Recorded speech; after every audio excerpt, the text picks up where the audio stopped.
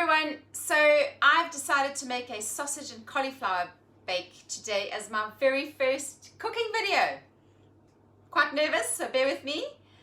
The reason I chose this was because it is simple, it's delicious, there are no fancy gadgets required, and it's 4 ingredients. I would not necessarily call this clean keto because I use store-bought pork sausages. The pork sausages come in really low in carbs. In fact, there are 1.5 grams of carbs for 2 fat porkies. I'm okay with a trace amount of potato starch in that. And you should be too, occasionally. So, right, what I'm going to do is I'm going to walk you through the recipe, and I think it's quite important to talk about mise en place. So mise en place is a French term that we use in professional kitchens that refers to, it basically translates to everything in its place. And it means that before you actually start cooking, you have your oven preheated, you have everything measured, diced, chopped, snipped, grated, everything's done, you are good to go. A prepared chef or cook is a happy one and a less stressed one, and it also gives you more time with your loved ones or your guests. So I think it's important to have everything done, and there's loads of things you can do beforehand. You can grate your cheese, keep it in the fridge covered. You can measure out your cream cheese, you can dice your cauliflower florets. Supper time does not need to be stressful. It should be enjoyable. So join me while we make the cauliflower bake. So the first thing you want to do is you want to preheat your oven to 200 degrees. I have a fan oven. Check the recipe, it'll tell you what that is in Fahrenheit, gas, etc., etc. At the same time, bring a pan of salted water to the boil. Once boiling, you're going to add your cauliflower florets, which should all be trimmed in equal size because it just ensures even cooking. And then get your porkies in the oven. I actually use the same dish that I'm going to be making my bake in because why dirty another dish? So this goes into your preheated oven for about 20 to 25 minutes. And that's around about the same time it's going to take for your cauliflower to cook. So after your cauliflower has drained and steamed off, you could just return it to the same pot. Why dirty another pot? And I'm just going to use a simple potato masher to mash it exactly the same way you would mash spuds.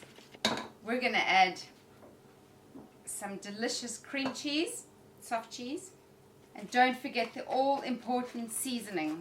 I'm big on seasoning, and I do talk about this in my recipe success page. Ground white pepper, and then this is a little bit of my secret kind of ingredient. All the fat that rendered from your pork sausages, I'm going to pour in here. Because why lose that great fat? Get that nicely mashed in.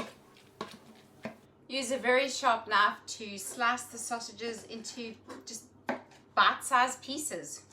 Try not to let any fat run off because you want to actually pour that into your mix. Right, so remember your mashed cauliflower.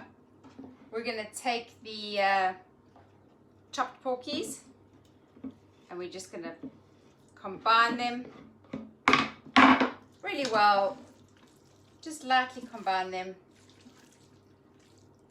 And then I'm going to transfer it to exactly the same dish I used to roast the porkies in. Super easy. What a mess. So delicious. It already smells delicious. Right, once it's all in your dish, you're just going to sprinkle on your Gruyere cheese. I chose Gruyere cheese for a reason. It is delicious.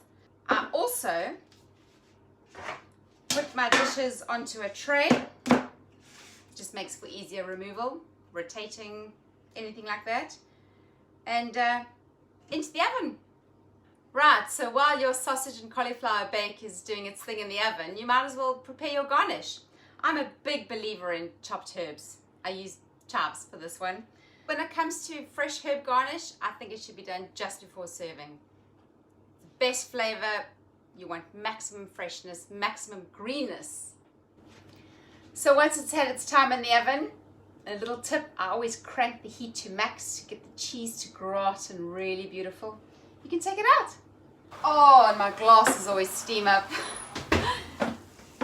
Here we have it. It's beautiful, absolutely beautiful.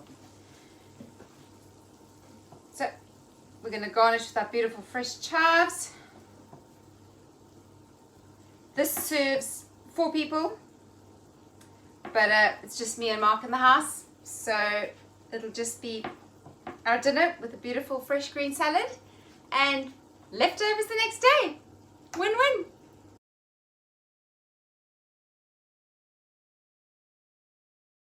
If I don't really know my way around how to be on camera. Is that weird? Can we cut that out? Yeah. And all my preparation beforehand. I need to stop together. Carry on. Just stop. Together, okay. That's so cheesy! No. A really good tip while I'm at it is that and a really good tip while I'm at it is, and Heston taught me that. Thanks, boss. I'm a big believer in garnishing with fresh herbs. Today I decided to use so I'm a huge believer in that.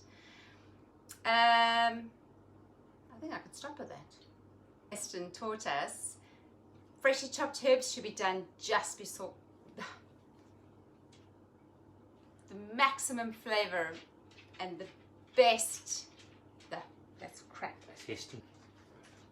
Can I do that one more time? Just hang on, Mark. No. And you can use this time to chop your chives.